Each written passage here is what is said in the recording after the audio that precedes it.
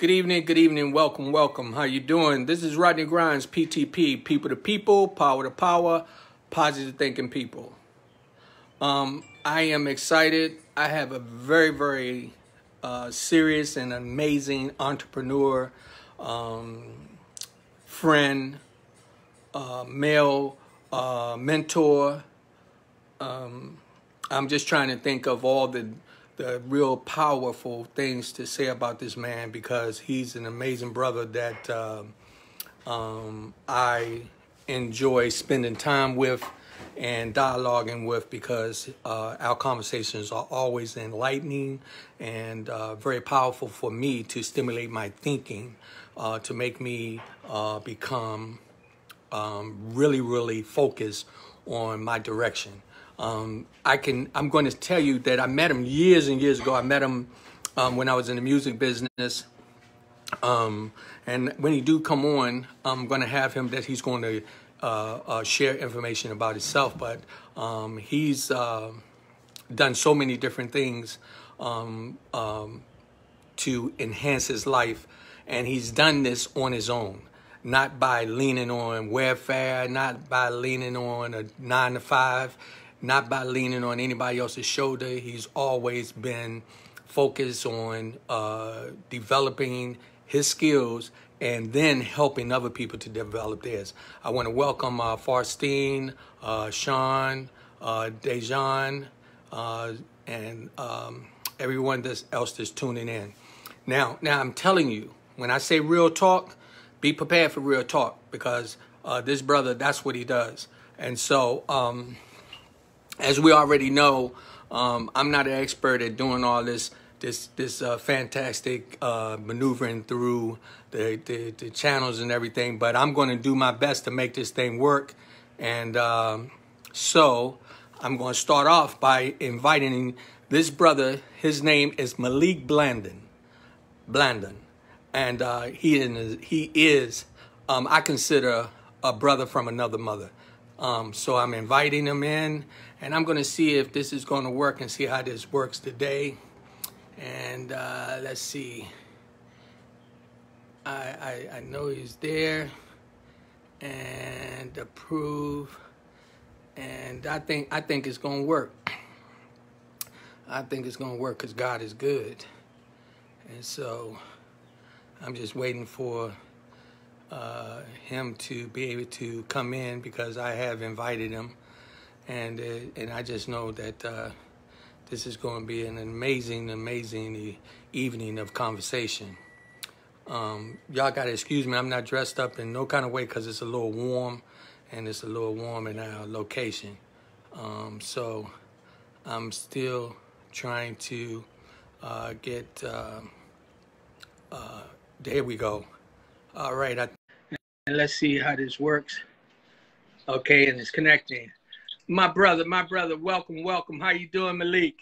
What's up, baby? How you feeling, big brother? I'm chilling, man. I'm blessed by the best, man. I'm so excited. I'm so excited to have this opportunity to sit down and chat with you. I'm gonna make some adjustments here. Okay, because I'm just letting everybody know you're gonna see the letters backwards today. Don't mind that because we're not focusing on the poster and the sign and all that. We're going to focus on the conversation that me and this wonderful brother are going to have today. And so I'm just excited. And I think this is working. Yes, this is working. How the family, brother? How you doing?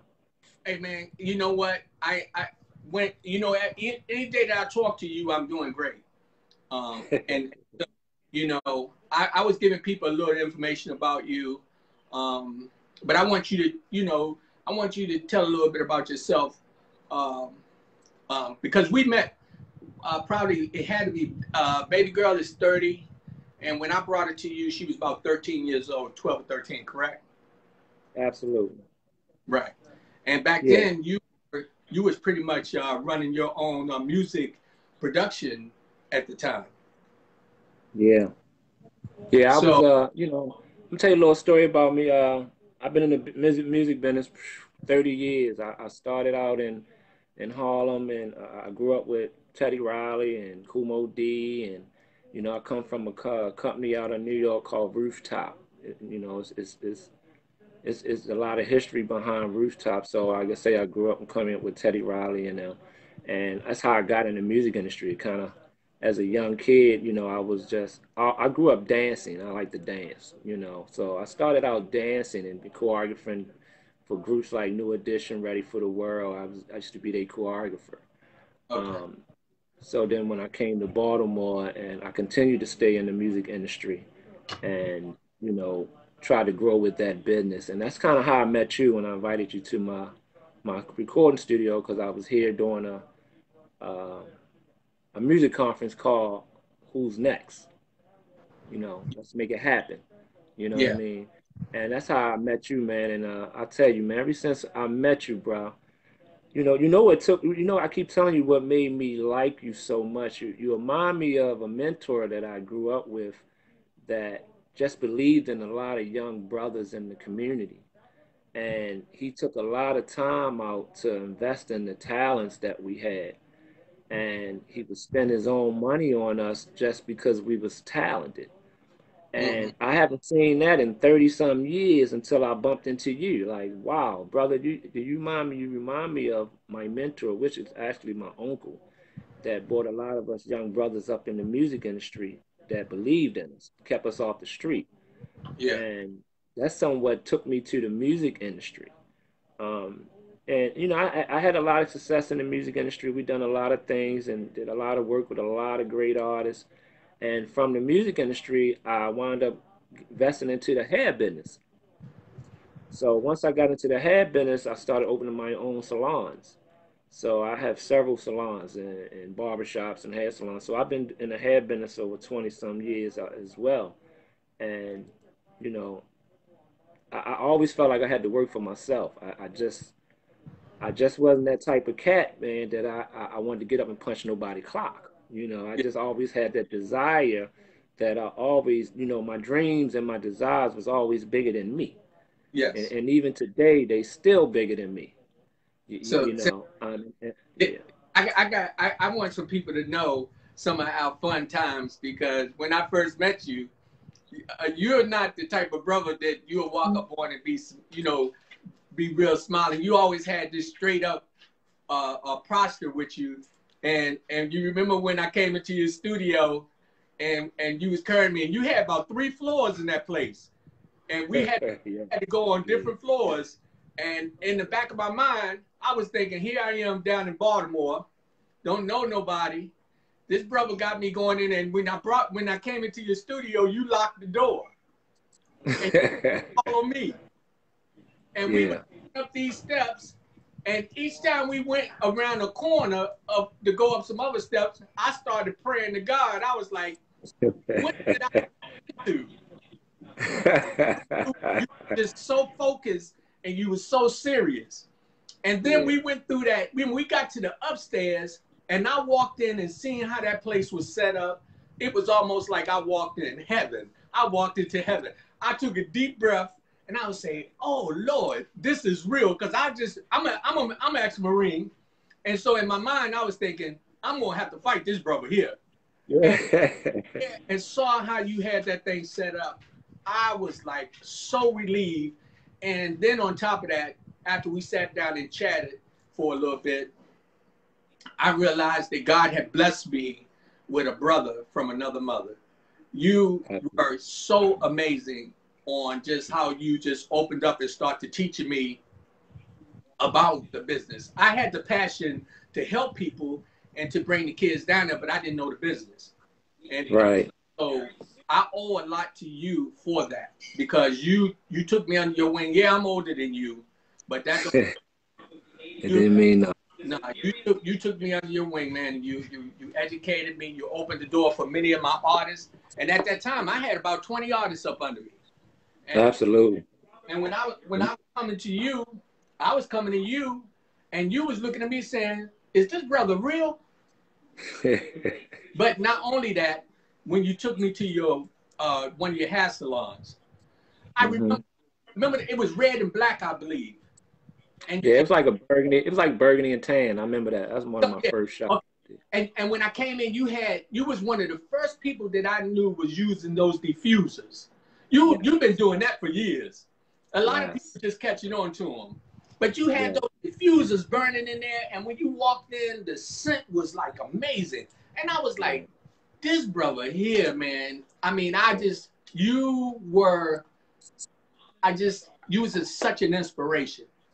Yeah, I and what I was trying to do in that, because my business was in the heart of the hood, um, I wanted to change the ambiance of coming in my business to make you feel like you wasn't in the hood. You understand what I'm saying? yeah. So that's why that was one of my pet peeves, to make it real sexy and grown I, and clean and safe, yeah. you know. So that was part of that. But my humbleness came, be honest with you, my humbleness came at a young age. When I was coming up in the music industry, I got in a group with some brothers that Muhammad Ali signed us.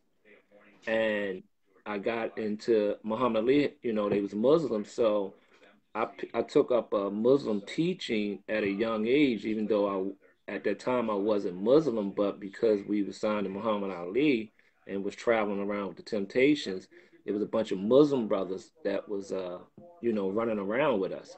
So it changed a lot of structure in us growing up. A lot of things that the Muslims face believed in, they was instilling into us as young men. You know, they was instilling that into us as young men. So that's kind of how I got my humbleness, you know, um, from some Muslim brothers with Muhammad Ali, man. Ray rest his soul, but he done so much for us. You know what I mean?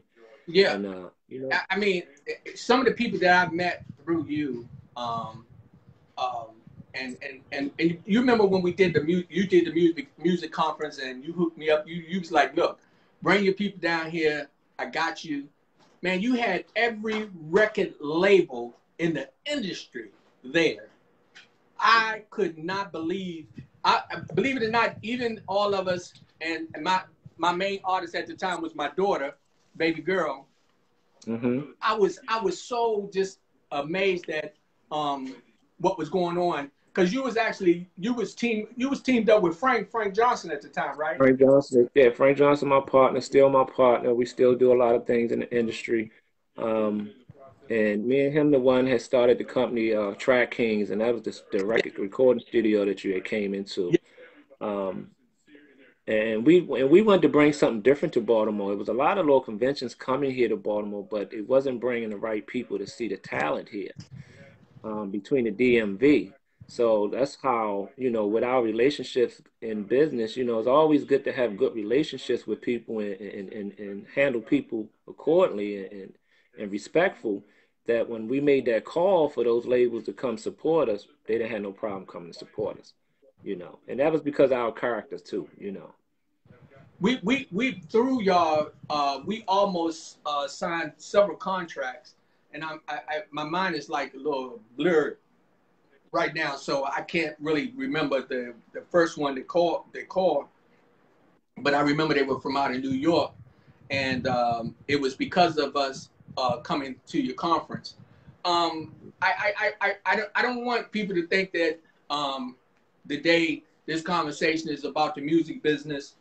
I just want you to get a little history about this man, how he has been blessed to support the community, and you've been dealing with people on all levels, people with money. I've seen it with my own eyes. Yeah, People with no money, I've seen it with yeah, my own eyes. I've seen you cater to the homeless. I've seen you cater to young fellas yeah, who were straight up thugs that showed you yeah, nothing but the utmost respect.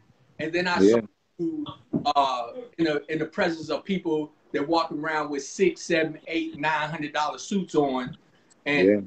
there's crocodile, and at the same time, you always maintained your dignity and level. Hold on a minute. Let me see. Corey Green, he's my barber. Corey Green said you were his barber. Oh yeah, I'm a barber too. Oh yeah. Hey So, Corey. so That's what's up. oh, Corey. Corey. It looks like is that? Oh, Corin. It's Corin. Corin Green. That's something else that I've always known you to do is just to be able to. You had a knack about making money without causing any harm to your community or neighborhood. So I want to talk about some things about what's going on right now. About you see this energy in the streets right now. Um, if if if oh if I could definitely ask you, how would you go about getting other leaders to try to step into mentoring roles with all this chaos going on? Would that be something that you would find to be difficult? Uh, like I said, it depends on where they heart at too, and you know what they trying to achieve. You know, it's what's going on out here, man. It got me mad as hell. You know, other day I woke up and wished the whole world was in fire. You know, for us to be going through this for 400 years and to still wake up today and still be in these situations, is tough. But I also feel like before we check them, we need to start checking ourselves as well. You know what I mean? Um, you know, we still out here killing each other, you know, and we not marching for that. You know what I mean? That's right. So when I say that to say is we need to check ourselves before we start checking other people. Hey, We get ourselves together, they'll respect us more. that's right. Hey Malik, Frank is tuned in. Frank Johnson is tuned. Um, Malik is my best friend, life coach, and mentor. Malik, what happened? Oh Lord, did I lose him? I lost him. Come back, come back. Let me see. Bring them on camera. Let me see. It's an ad. Okay. Hey, y'all hang in there. We gonna get that brother back. Um, so we definitely gonna do that. Hey Frank, if you still there, we would like to be. It'll be a pleasure to get you to be able to call in. If you can call in on 301-793-7342, that would be amazing. If we could get you also to chime in with us. That's 301-793-7342. I got to get Malik back on here. Let me see what happened. Okay. Yeah. I don't know what happened. Where he went to. Add. And let's see. Come on now. I tell you. There you go, bro. You're back. Yeah, Okay. I lost it. We dropped out. Huh? Yeah, I dropped out for some reason. It just dropped I out. don't know. Hey, bro. I keep it real. You know what I'm saying? Real talk. Yeah, We already know what time yeah, it is, so anything can happen. yeah. So, But yeah, like we were saying, man, like all this stuff that's going on, it's sad. You know, it's sad that the world don't feel our pain even today. You know, we've been in pain for 400 some years and depressed, and they still don't feel our pain. You know, um, and it's sad because even with the young generation, they don't even understand what the pain is all about. You understand what I'm saying? yeah, Like they don't understand the pain that our ancestors went through and what we have went through. Like I try to tell you, I told you the story this morning. A lot of people don't even know that I went to an all-white school. You know, a lot of people didn't understand that I went to an all-white school or knew that about me, that I grew up I went to an all-white school and was like the only black kid in a lot of my classes. So, mm-hmm, but you know what I learned from that is that I learned that it was three kind of white folks. You know, it's three of them. You know, I had the ones that showed me that I knew they didn't like me and they let me know they didn't like me. right, I had the ones that act like they liked me, but I know they didn't like me. Then I had some white friends that treated me like a brother that didn't see color, you know. And, at my age going to school back then at that time, it was still a lot of racist stuff happening. And, I had to fight through that, and I had a strong mother too that would go out there and put her foot down, cuss them white folks out. You know what I mean?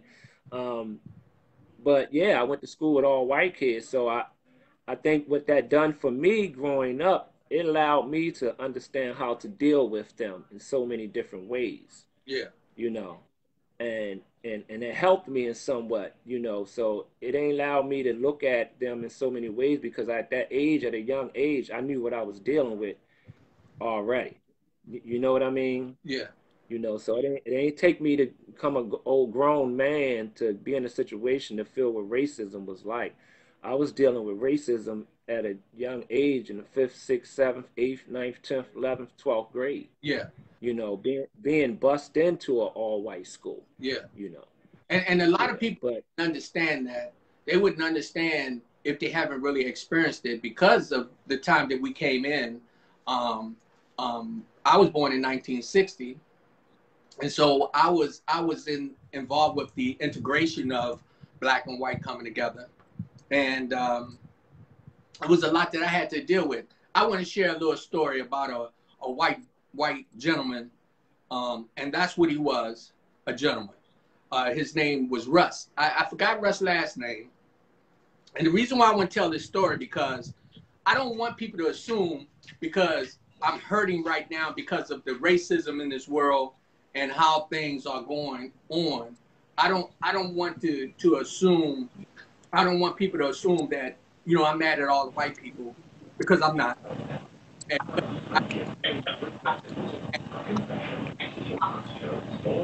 and what, uh, what happened, you hear that feedback? I'm not hearing you really. Your voice is going in and out. It's funny, right? So I don't know why we having all this interruption.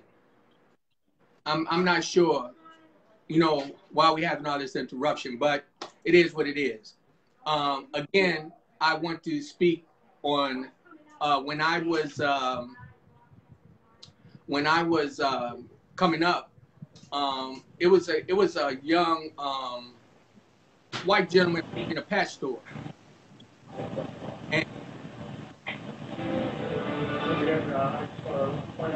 you see that? You hear that noise? Yeah, I just hear your voice going in and out, in and out, in and out. I'm hearing my phone is picking up um, other people talking every time.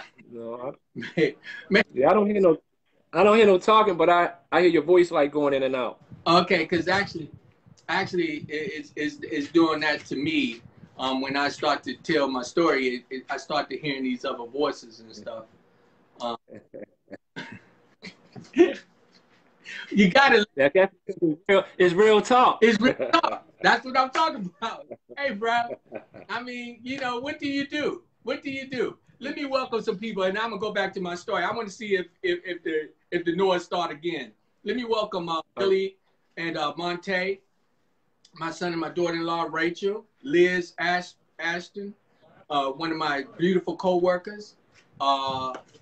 What's that? Power Hills, Jerome Lewis, Randall Brown, Corinne Green, Charlize Shepard, Frank Johnson, Sean Ward, Peter Jones.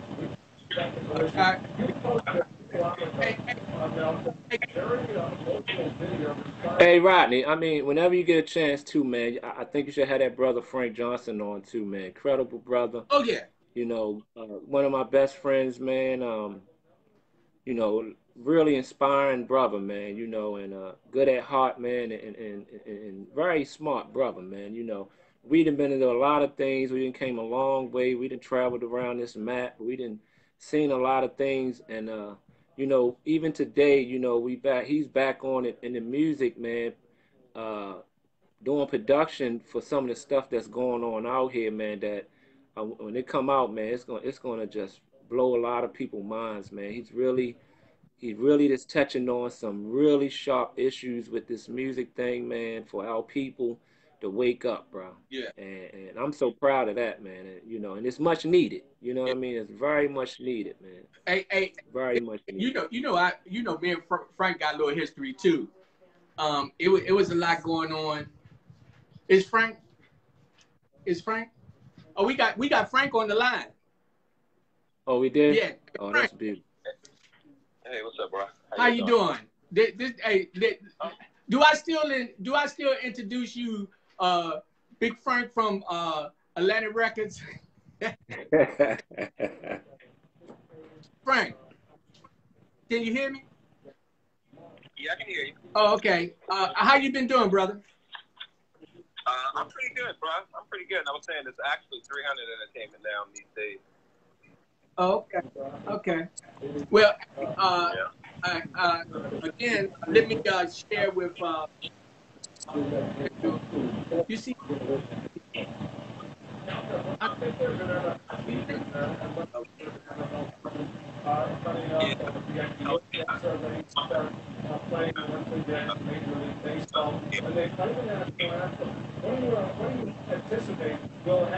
don't know why everything's going in and out. Oh, I see. I don't know where this radio. We've never had this happen. We've never had. Oh, they don't want it to happen. They don't want it to happen. Come on.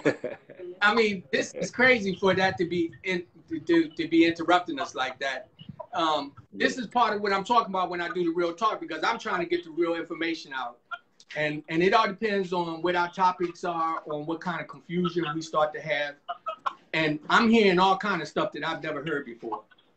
Me neither, bro. Me neither. Have an Instagram page? Yeah. I say screw Facebook. Let them suffer and go to Instagram, even though they own it. It's a better platform for this. Yeah. That's pretty much what's going to have to happen, because, I mean, this is really, really crazy. And for us to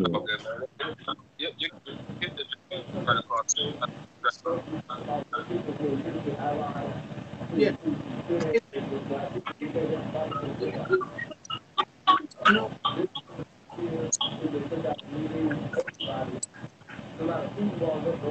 And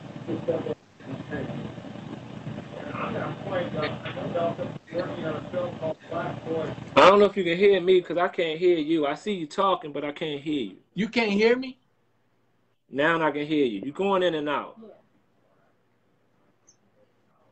Yeah, well, to all my guests, let me tell you something. We're going to keep moving forward and stay positive, because we know that our agenda is to get the platform set up where we won't get interrupted, where we won't have different things happen when we're trying to speak the truth. It's real talk. PTP, people to people, power to power, positive thinking people. What I tell you is me, you, and them, right? That's what I say, people to people. When I say power to power, is the power people, some people possess, the power we possess, the power you get, the power they have. And you can say they, and they can be anybody you want them to be. And then you have positive thinking people, like three gentlemen that you hear speaking right now: Rodney Grimes, Malik Blandon, and Frank Johnson. Okay, and we are strong, positive thinking black men. Always opening doors for other individuals to move forward without any hesitation and no motive other than to see each other succeed. So yeah. So Frank's still there? Is Frank still there? Yeah, Frank is here. He's still there? Yeah, Frank. Hey, I have even one better for you.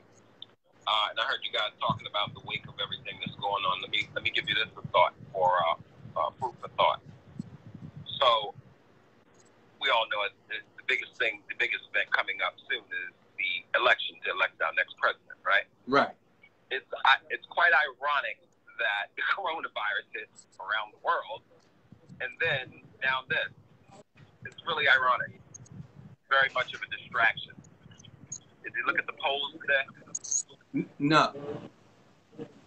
Biden and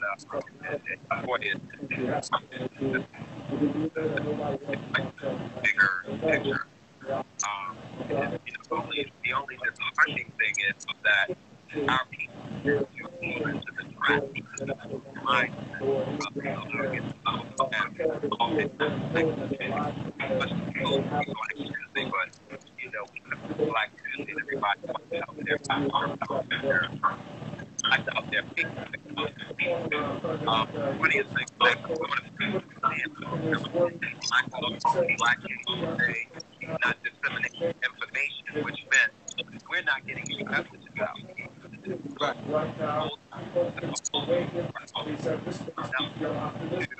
To create an image of us. So, you know, I took the post down and I reposted it. I said,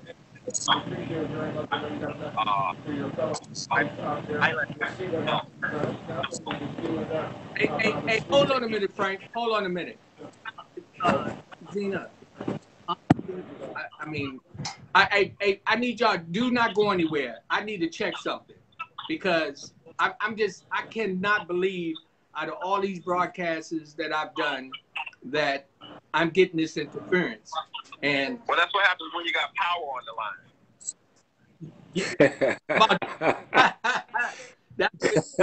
I like that, Frank. Yeah. I like that. I like that. Hey, Frank, hey, can we? Hey, listen, go do what you got to do, but brother, we won't be silent, and we'll hang out until you get everything straight. And everybody will hang out with us. We're going to not only talk about what's going on now, but Malik, I'd like to share some of our history, bro, because we have a long history. Let people know what's... Absolutely. Absolutely. I got to find something. So, hey, Malik. Yeah. If you could, I want you to give a little history on Frank. You know, a lot of people not aware of how much Frank has done for individuals here in the community. Oh, man, I might not have enough time, but okay. Wash dishes downtown at the Marriott. Did you say Frank? I was saying, yeah. Go ahead, Malik. Yeah, well, all that. Some people may not know a lot about Frank, but Frank Johnson been one of my best friends. We've been best friends for over 30-some years. We grew up actually becoming friends in the music industry, and as kids, we started in the music industry and traveled around the world as young kids traveling in the music industry. Frank just happened to take it to another level. You know, he went from an artist to being an executive and a couple of different labels from Atlantic Records to Def Jam, and now he's over at 300 Entertainment, you know, with Kevin Lyles and them. And you know, I can't say it's so much to say about this brother. You know, one of the most humble cats I've ever met in my life, man. And you know, we experienced and went through a lot of things, our ups and downs in the music industry. We didn't open studios, recording studios. We didn't work and open our own record companies. So, you know, it's like I said, there's a lot to say about this brother, man. This brother is an amazing cat, man. Very talented, man. Not just on the executive side in the music industry, but as far as the music itself, like, a lot of people probably don't even know how talented he is with music, yeah. You know, producing music, you know. I mean, I had that opportunity when I came down and you introduced me to him, to be able to see. Frank is another one of the entrepreneurs from Baltimore that I watched do a lot of things, and that I actually would take some of the ideas and come back to Alexandria and put them into motion, and they always worked out for me. I want to tell an experience that I had. We was in it was at Kevin Lyle's wedding. You remember that, Frank? Yes, sir.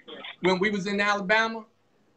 Oh, yes, sir. And he had the mayor shoot off fireworks while we're on top of a mountain where he was having his reception that we're open to the entire, almost the entire state. I don't know where the hell we were. And all of a sudden he invites everybody outside, tell everybody to come on outside. And I can't forget it because I think it was Kelly Price and and Shanti and a whole bunch of artists. I mean, everybody, Music Soul Child, Kenny Lattimore, a whole bunch of, Kevin Wiles. And, he shot off that word at the top of the mountain. That was kind of I've never had it. I don't know about anybody else listening, but I've never had it. It doesn't make a difference. That they are. It was so amazing that when we were there, and he had set down a whole golf course.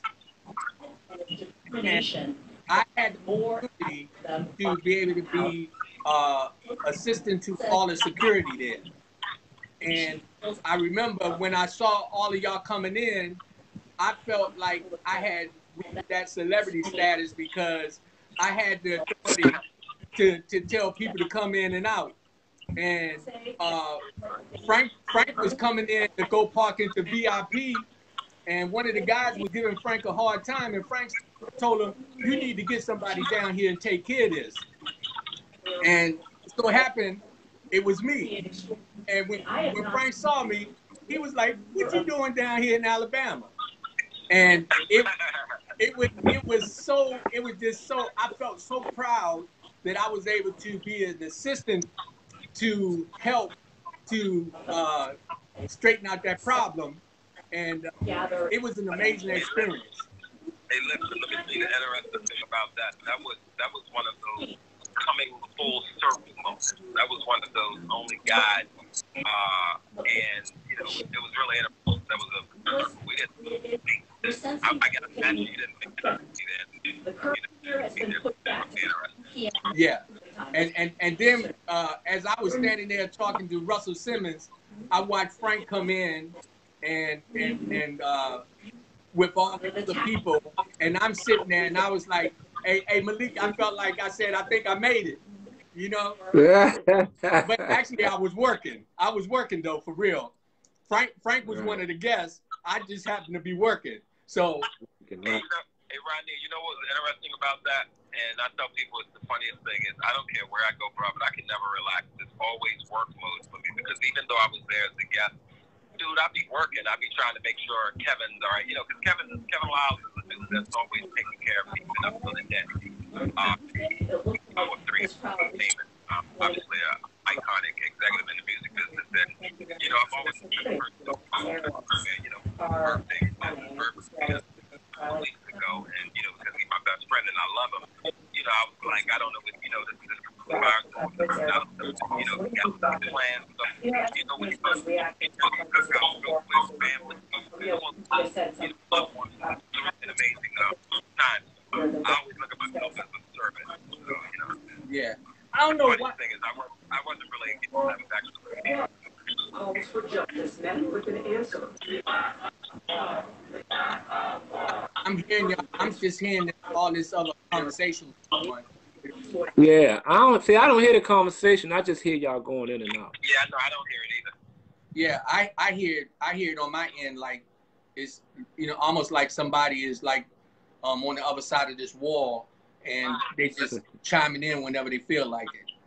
Let's ignore me. Let's ignore him and let's not let him distract us. Okay, I like that. Frank, you always been that guy. Let's use our superpower, as my son said. I got you. That's right. We use that superpower. So let's get back to talking about where we at right now with the communities. How are we going to go about changing the way that these young guys are thinking? What is it that we can do to start getting them to understand what's been going on? And we've been doing this for years, being our self-taught entrepreneurs. How would we go about, what would be the steps to take to start to get them to see that they can do the exact same things? I think it's self-love. Our older brothers got to start teaching these young brothers self-love. I don't think they love themselves enough. Yeah. And there's not enough out here for us to show that they need to love themselves enough. So they got the mentality and attitude is they don't care. And if they start showing themselves some love, then I think things could change. We in a different times. Even that young generation is nothing like the generation it was when we was coming up. We had a lot of respect. The neighbors can beat your butt if you acting up. Yeah. Now the parents can't even beat their kids Right. themselves. So, and that's a sad situation, bro. And when we look at on this TV and see what's going on now with our own people, like I say, we gotta start checking ourselves before we start checking other people, man. Like we kill ourselves like nothing. We out here killing each other like it's nothing, Yeah. and we go in an uproar when someone else kills us, which ain't right neither, Right. But I think it need to start with us, Yeah. Changing, our cultural things, changing what direction we need to go for our younger generation. It's not a lot out there for these kids no more. Yeah. It's not a role models no more. And now you got to realize even the parents now that's raising these kids, they lost the discipline part of it, you know. And I think that's what helped us growing up. We had a lot of discipline. Yes. You think about getting in some trouble. If somebody pulled up in a stolen car, you weren't worrying about the police. You was worrying about what my mother gonna do. I'm not getting in that car. You understand what I'm saying? So we lost that. I mean, We lost. you had Aunt Amy and Uncle Kevin that will slap you around before you got home if they caught you doing something wrong, and then you got another whooping.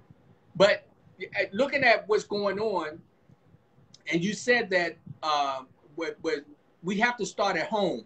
We have to start within us, and these mothers, fathers, we have to start teaching our kids that point of respect, like from our elders from back in the day. We have to teach them where they are being responsible for their actions. That's one of our biggest problems. And I remember coming down there, even watching you and Frank when y'all was handling them young rappers. They're coming in. Yeah. They never disrespected you. Neither one of you. Yeah. Y'all always had some kind of sense of platform over them without threatening them, without being rude to them, but they just had that sense of respect. Hey, Frank. Mm-hmm. Frank? Yes, sir. So, and now that, and being that, I know you've traveled in many, many lanes dealing with the rappers and different things. Was it hard for them to really grasp the lifestyle of being their own bosses in some situations? Was it hard for them to really understand that they could make their way without having to go to jail and do the drugs and be violent and disruptive? Are we speaking about the artist that I was moving with, or? Well, because I asked that because I know that you had quite a few artists that you were dealing with, whether they were successful or not, because you opened many doors for many people when you was doing the in the music business real heavy. Oh, okay. Well, so like Young Gunners, Freeway, Ashanti at some point, artists like that, like Easy, they were pretty confident in themselves and what they do. And the one thing I realized is that a lot of it had links at its best. A lot of it had to do with their upbringing. So I think they were confident in who they were, when I think it starts there. I think it starts really being confident in yourself. And, everything else is trial by error. I remember the story Kevin Lyles used to tell. He used to tell a story about when Russell Simmons and Leonard Cohen had and he turned it down. And they were so confident. Be president of the Def Jam, he turned down. We don't understand why. And Kevin said, quite frankly, we made a film. He didn't remind him that Kevin, often sometimes you have to make mistakes to learn. If you do not make mistakes, you never learn how to be a better person. And he said he accepted the opportunity and he was president, but it took, someone enlightening him, which again, what Malik said, we had people that stayed on us and believed in us, and whether they told us they loved us or not. Because my mother, I never remember my mother ever telling me or any of us that she loved us, because my mother raised 5 kids and she took care of 5 kids, and that's what her focus was. We never had a father around, so but she showed us love in so many different ways, and a lot of the artists I travel with, I think them being confident, and even Ashanti, who mom often traveled with her, she was a manager, and a lot of the artists will always, I remember they always want to talk to their mom or somebody or some key figure in their life. I remember this Muslim brother used to travel with Freeway and Young Gunners, and he really kept them on point. I mean, he was literally like a beast on them, not playing with them like he was a god. And they used to call him Monk. But always, you have somebody who's the guy who was probably just the most of the artists that I grew up with. They had somebody kind of pushing them, pushing them.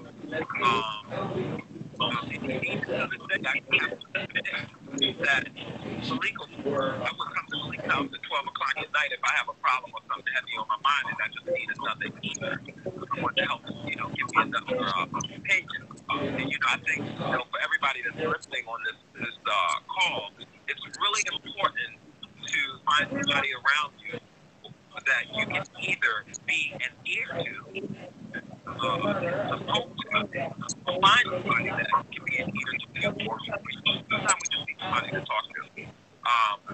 But yeah, most of us, they hold a sense of empowerment. They have a sense of, they set the pace the way what they're doing, they're appreciative of the opportunity for the lady. And, outside of the internal stuff, we also look at artists as they didn't make it. But a lot of times it's not the artist that didn't make it. It's the machine that was behind them that somewhere along the line it caused a interruption in the frequency, which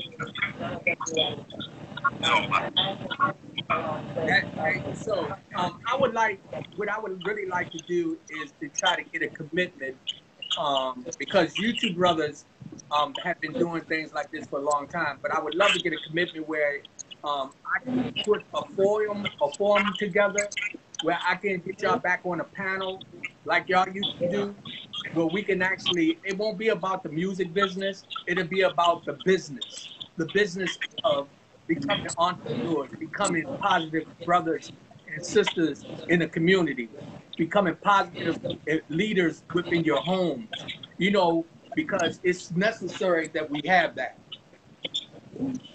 Yeah. You know what I feel like too, Rodney? I believe change is going to come. Change is going to come. I just hope that there's young. We can always do a Zoom. Okay. Yeah. Oh, that's right. That's right. Hold on a minute. I'm going to read something. It says, this question goes to your special guest. What advice would you give to a young adult who is trying to get into the business? Okay. This is from Rachel Pope. She wants to know, what type of advice would you give for a young person trying to get into the music business? Malik, you want to answer that? You want me? You can go ahead. Go ahead, Frank. I mean, I reiterate. Yeah. So this is what I always suggest to artists. And the one thing, even though I work for a major label, I don't drink the coffee. I don't drink the juice, right? I'm a realist. Yeah. For any artist that's out there listening right now, if you want to for that next platform, putting your own stuff out, the number one thing right now is creating unique content, like-minded people. Just effective.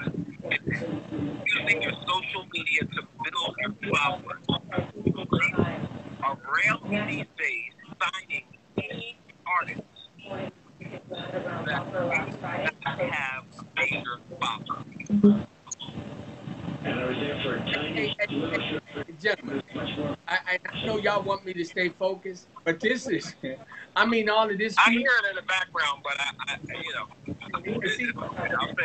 it again. Yeah, it is doing a lot because I can hear y'all going in and out too. Yeah. I can barely So hear. what I'm going to do, hey, I can't because this is too important for me to allow this to carry on.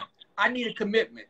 I know that tomorrow is Thursday, right? Is there any way that I can get y'all to come back on tomorrow? Yeah, absolutely. Frank? Yeah, I'm good.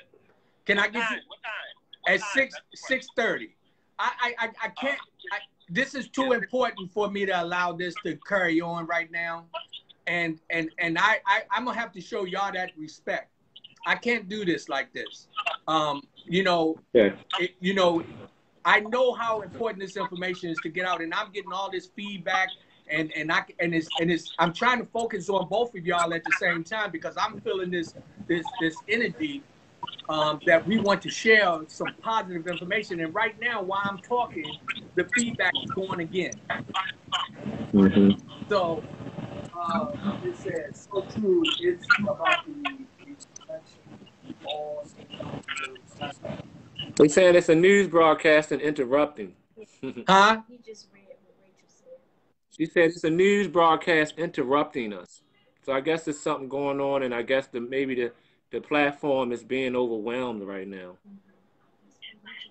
Oh, it's a news broadcast interrupting. Oh, okay. See, that's what's going on. Okay. Yeah. Question. So what? Yeah, they don't want to hear our news. Right. I got a question. Hold on a minute. So what advice do you give an artist who is having numbers, but their environment is on another wave of music, but your music is still like a group of people? I couldn't really understand you because you were a bit of ways away from the phone. Maybe if you can, I'm not. Okay, so the question is, what advice do you give to artists who have a certain type of music, that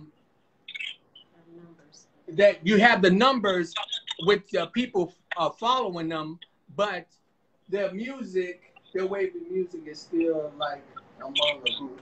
Their music is just among a group of people. What advice would you give them to expand their music? Ask them what's their Instagram. So this came from Skinner. Oh, okay. That's from the G Riders. I know them. They actually my family members. These guys are amazing. What y'all need to do is y'all need to get to Frank Johnson. That's what you need. Well, that's not. I mean, that could work too. But I was only asking that for a reason, and I just wanted to know how many followers they had and how their page is looking and so forth, because that's really important to the end game. Right. Matter of fact, that's really where you want to start at, you know. So if you haven't, let me just say this for the record. If you have an overwhelming following, and I just want you to do the arithmetic. So if you got a pen or your notes in your phone, take your notepad out for a minute and do this for me real quick. If you say that you have the following and you have at least 50,000 people following you, understand that if you can sell your own product at any given moment to those fans, if you can sell a product with $10 to 1,000 fans, guess how much you made that month? Pictures out of Denver, large at the state capitol building. $10,000. On your own. Mm-hmm. If you can on your own. 2,000 people, I'm saying if you have 5,000 fans and you can simply sell something to them every month. You understand what I'm saying? Most artists ain't gonna make $10,000 a month. Most artists ain't gonna make $25,000 a month. But imagine if you could sell a $10 item to 2,500 people a month, 50,000 a month, 1,000 a month. It's almost like walking in the barber shop every day and you see your money coming in the door. Sometimes people have to think of it. They have to look a little further, dig a little deeper from within the reality of their work. They get forgotten about our work. That's why we allow the stuff that's going on today to happen. I'm very, You know what I'm saying? Right. Because we don't realize and understand our work. You know what I'm saying? Malik was smart enough as an executive in the music business, as an artist, and all of the knowledge that he gained to say, damn, I better secure myself and start me a business. I got enough education. I know how to hustle. I learned how to hustle and all of that stuff from, you know, our Uncle Keith side, who really poured out his life, gave his life, everything he had to make sure we were successful. Smart. So he said, I'm going to be a business. Every day Malik talks to me about a new business or a new opportunity because that's how his brain operates. So what I'm saying to people out there, if you're an artist out there, you're really sitting up here telling me that you have, oh, I got the following. See, a lot of people say that, I got the following. Oh, man, I ain't worried about the following. Hey, I got fans. Okay, how many fans do you have is my number one question. 5,000 true fans? So every month, sell those fans something for $2. $10,000. You don't make that working on a job at all. That's right. Hey, So the point is your numbers. Your numbers are your power. Forget about the labels. The labels are going to come to you when they see a reason they can make money off of you. That's it. That's the only reason labels are signing is because they can make money off of you. Not because you're hot. Well, because you're hot, but you're hot because they make money. Yes. So, hey, look, gentlemen. Hey, believe it or not, again, I'm still being interrupted. What I want to do, I'm going to